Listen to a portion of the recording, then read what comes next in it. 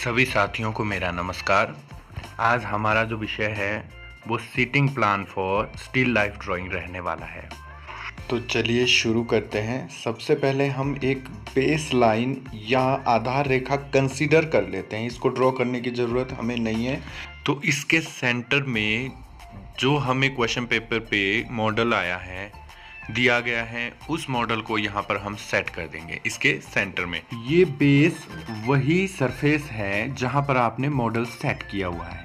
अब मॉडल के सेंटर से एक सेमी सर्कल आपने कंसीडर करना है। पहला विद्यार्थी बेस लाइन से 22.5 डिग्री की दूरी पर बैठेगा और उसके बाद क्रम में सीक्वेंस में 1 से 7 नंबर तक विद्यार्थी बैठे। यहाँ पर सबसे ज़्यादा ध्यान देने वाली दो बातें हैं।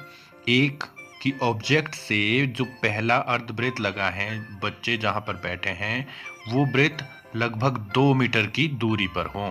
और दूसरी बात, 4 नंबर का जो विद्यार्थी है वो ऑब्जेक्ट के बिल्कुल सामने होगा, मॉडल के बिल्कुल सामने होगा।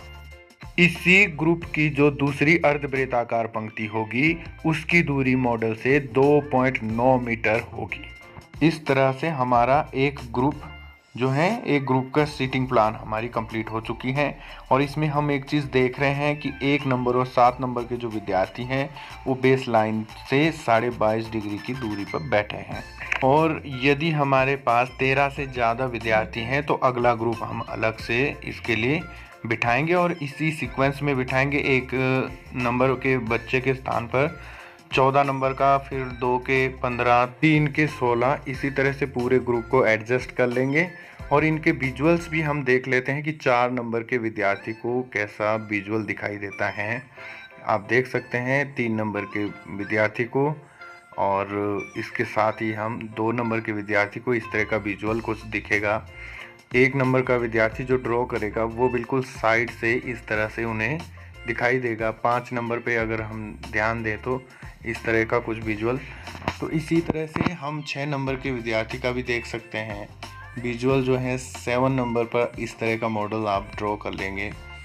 8 नंबर पर आप देख सकते हैं, और 9 नंबर पर भी आपको दिखाई दे रहा होगा। लेफ़्ट साइड की कॉर्नर हमें दिखाई देते हैं 10 नंबर पे। और इसके बाद साइड चेंज हो जाती हैं। अब हमें राइट साइड की बुक दिखाई देगी 11, 12 और 13 नंबर पे।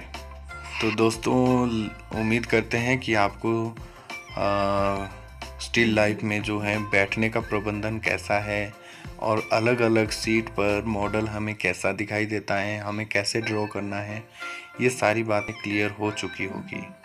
तो इसी के साथ बहुत बहुत धन्यवाद।